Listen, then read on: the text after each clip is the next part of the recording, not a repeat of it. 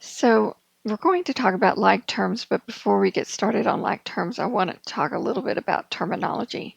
Anytime you learn a new language, and math is a combination of symbols and also of words, often this long, that we have to kind of come up with a translation about what that means.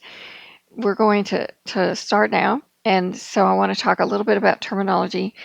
If you have just a letter, then this would be a variable. It could be a T, it could be a Y, it can be any letter. Sometimes they use Greek letters.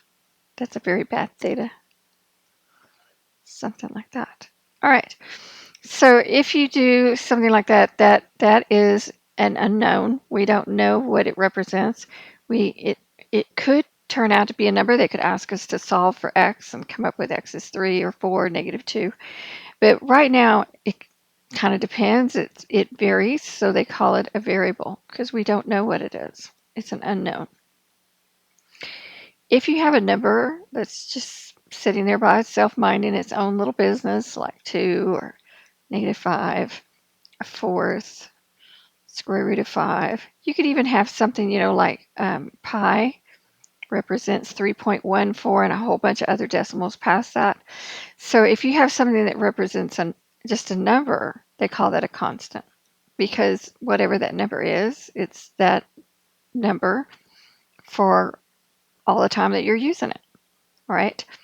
If you combine something like the 2 and the x, so when you combine 2 and x, this is an implied multiplication. So this is the same thing as 2 times x, 2 times x. In the very early days of algebra, when you were back in elementary school, you probably learned that little x right here as a times. That wouldn't work too well with the variable right next to it because it's like, okay, is that a variable or is that a times? So we don't use that very much really anymore. When it's used in a lot of the engineering classes, it means something completely different. And they do that same technique in advanced math classes. So at any rate, what we have is when you have an implied multiplication, like that 2 times x, then it depends on what x is, what that evaluates to. So that if x is 3, 2 times 3 is 6. If x was -5, 2 times -5 is -10. So, excuse me. So then the 2 is not going to be constantly a 2 because it could be changing depending on what x is going to do to it. So this is no longer called a constant. This is now called a coefficient. Right? So if you have a letter, it's a variable. Stands for an unknown. If you have a number standing there by itself, it's a constant. If the number is part of a term, what they call a term, then it's a coefficient. Now, this term is kind of like a word in English. So in your English sentence, you have individual words, right? And so in math, you have individual terms, little kind of subsections, right? Now, when you're learning a foreign language, you may run across a word that you don't know, but you kind of know where the word starts and stops because there's space in front of it, space behind it, and then you could go and look it up in a dictionary or look it up online and see what the word actually means, right? So how do we know how math works as far as spacing, right? This is actually considered a binomial that it has 2 terms. Let's see how they come up with that. So there's blank space in the front, kind of like a word. Blank space in the back. But in math, plus and minus, addition and subtraction, make space. Multiplication and division do not. Okay, so 2 times x is one word, one term. 2x plus 3, this plus right here is space between 2 terms, telling you to do something with it. So I've got one term plus another term. So this is 2 terms. The fancy phrase for 2 terms is binomial, which is bi is 2, like a bicycle, bifocals, biplane, And then nomial is for terms. So there's two terms, right? If you have something like 3x, you have space in front, space in back. You do not have space between the 3 and the x because multiplication and division do not make space. So this is one term. You just have one term. And the fancy word for it is monomial. Mono meaning one, like a monorail, and nomial meaning terms. Okay. If you have something like 4x squared minus 3x plus 5, you have space here. Plus and minus, addition and subtraction make space. Here's space. Here's space. So you've got 1, 2, 3 terms. This is called a trinomial because a tricycle has 3 wheels, right? So this is 3 terms. Now after that, they've kind of run out of cutesy names, and so they just call them a polynomial. Poly meaning many, right? So if you have something like 17x to the fifth minus 4x cubed plus 6x plus 5, this is more than 3, so they would call this a polynomial. That's actually all one word, but I'm trying to get you to focus on this part right here, meaning many terms. So if it has 18 terms in it, it's still just called a polynomial. Now, so all of these are polynomials. This is a polynomial, but this one is a polynomial that's also known as a trinomial. This is a polynomial that's also known as a monomial. This is a polynomial that's also known as a binomial. All right? So let's look right here. All of these in this column are one term. So they are all monomials. Doesn't matter if it's a fraction, negative numbers. This could have been a negative 8. So it could be the square root of 5. Square roots work. Okay, those are all just one term. They're a monomial. This second column is two terms. These are all binomials. This column all has 3 terms in it, so this is trinomial. And again, if it's just got a bunch of terms in it, they don't have anything particular for any size over 3, so they're just all polynomials. Now, I do want to point out something to you.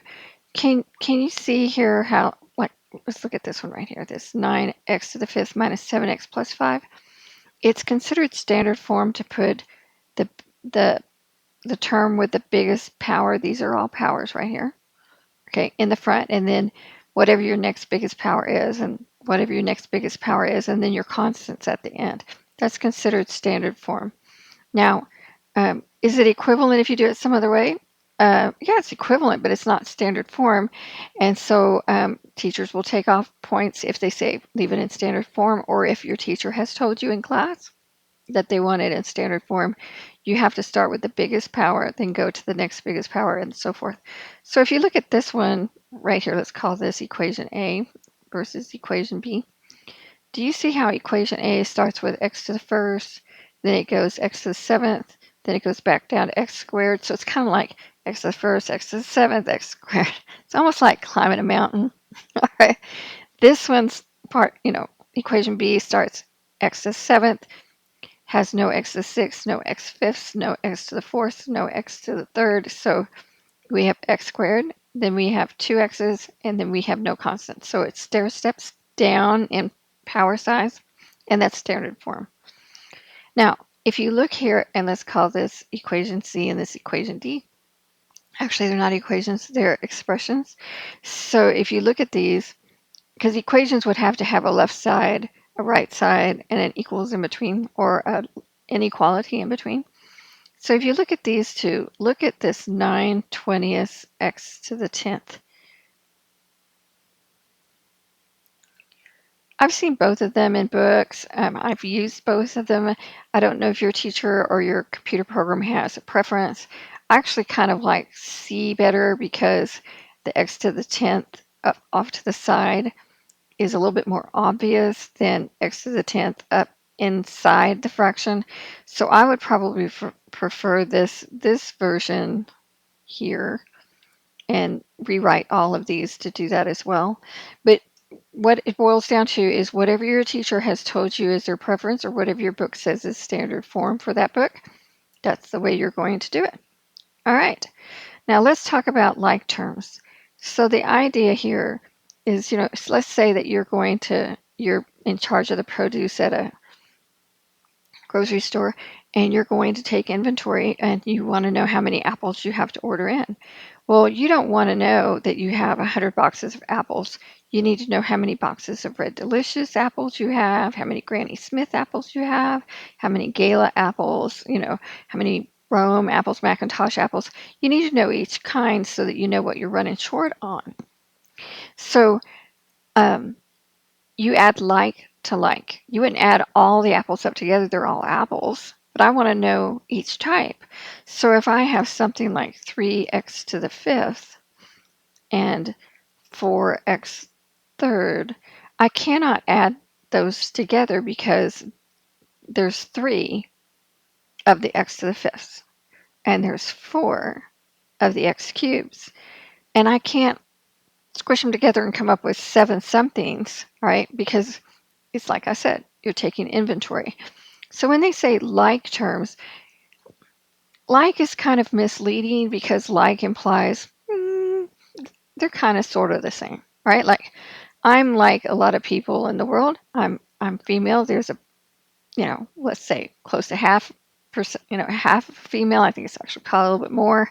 But anyway, approximately 50% of the population is female. I'm short. A lot of people are short. I have brown eyes. A lot of people have brown eyes. But that doesn't mean I'm exactly like someone else. So when they say like terms, they don't mean and they say similar is even worse to me. Similar is like close enough. No, it's not. Okay. Like and similar terms mean the variable part has to match exactly. It's not enough that they're both x's. They have to be exactly the same. Okay. Now if I had 3x to the 5th and I wanted to add 4x to the 5th to it, then this x to the 5th and this x to the 5th are exact matches. And those are like terms, and I can combine those. So if I have 3 of them and somebody gives me 4 more, then I would have 7 of these things. So like doesn't mean close is good enough. Like or similar means the variable part has to be exactly the same. The coefficients don't have to match, but the variable part does. So if you have 7x cubed minus 4x cubed plus 6x squared plus 4x squared minus 3 plus 6, then what we can do is say these two are like, because they're both x cubes. The variable parts match. These two are alike because they're both x squared. The variable parts are an exact match. And these are like because they're both constants. So they're the same type, right? So if I have 7 x cubes in my hand and somebody takes 4 out, I've got 3 left.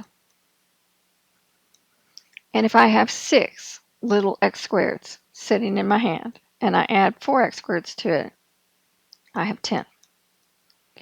And if I have negative $3 in the bank and I make a deposit of 6, you would have 3 to the good.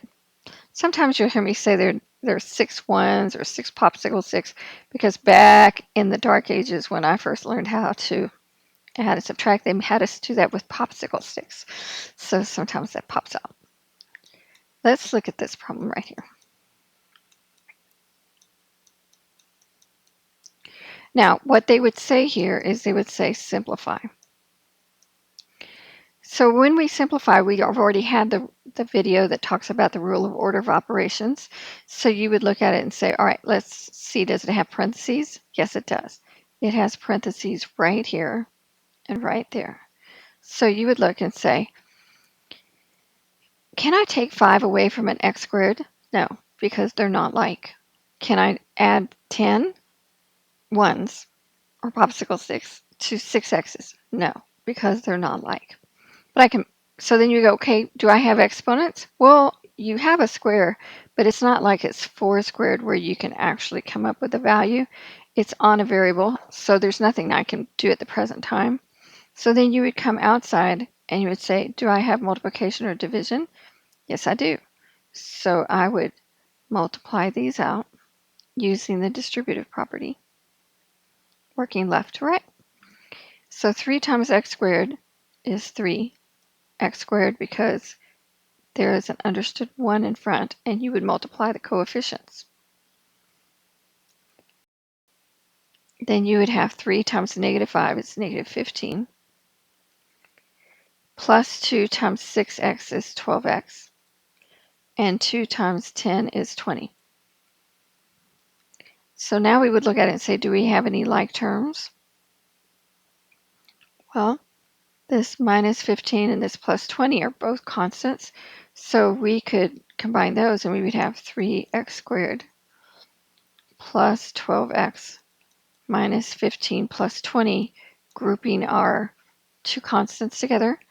So there is no other like term of 3x squared. There's no other x squareds. So you have 3x squared. There's no other like term for an x's. And minus 15 plus 20 is 5. Now you may be wondering, how come I can multiply things that are not like, but I can't add things that are not like? But you've been doing this for a while. Because if you remember way back somewhere in elementary school, when they were having you do something like 2/3 and 5/7, okay, something like that, you could not add or subtract these the way they were because they did not have a common denominator. So you would have to come up with a common denominator to make them like, okay, or similar, and then you could combine them. But you could certainly multiply them if you wanted, or even divide them, right? They don't have to be similar, okay, to multiply or divide, but they do have to be similar to add or subtract. Let's do another. So if we have 8 plus 2, x minus 4 plus 7 times 2x minus 3, and it would say simplify, and we're going to say, all right, rule of order of operations. Please excuse my dear Aunt Sally. Remember, please excuse my dear Aunt Sally. Do I have any parentheses? Yes, I do. Can I subtract 4 away from x? No. Can I subtract 3 away from 2x's? No, because they're not like. Okay, I don't have any exponents. Do I have multiplication? Yes, I do.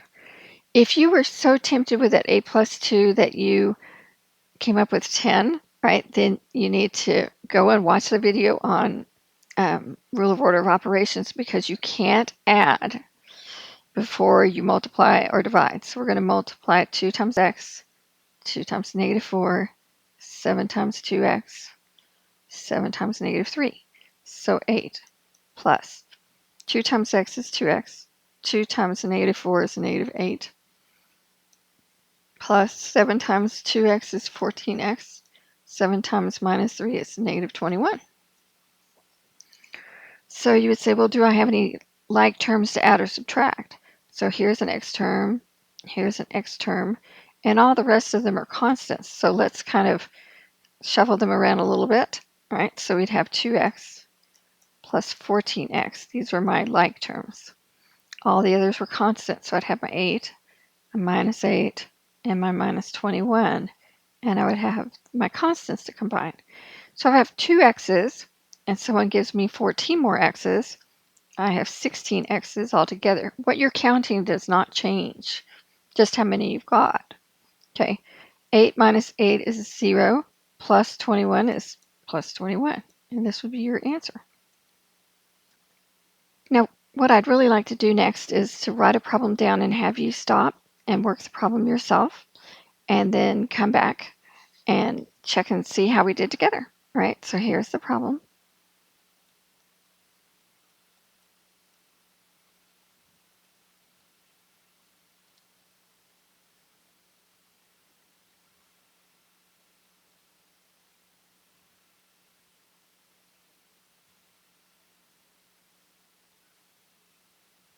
All right.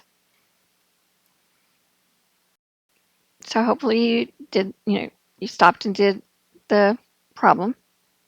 And now we're going to check and see what we did. Don't forget that there are more problems for you to practice and the worked out solutions. The link to the extra problems are in the description, so don't forget to check those out. Now, we don't start with 9 minus 3 because that's way down in the bottom of the list of that. Please excuse my dear Aunt Sally, right? So we'd say, do we have parentheses? Yes, we do. And if you did fall for the 9 minus 3 because it was just so tempting, then you fuss at yourself a little bit and go, better to get that out of my system here rather than to have that happen on a test or graded homework or something. So is there anything we can do inside the parentheses? Can I add 2x's to x squared? Nope, they're not like. Can I add x squared to 3x cubed? Nope, not like. Can I subtract 6x's from 5x cubed? Nope, they're not like.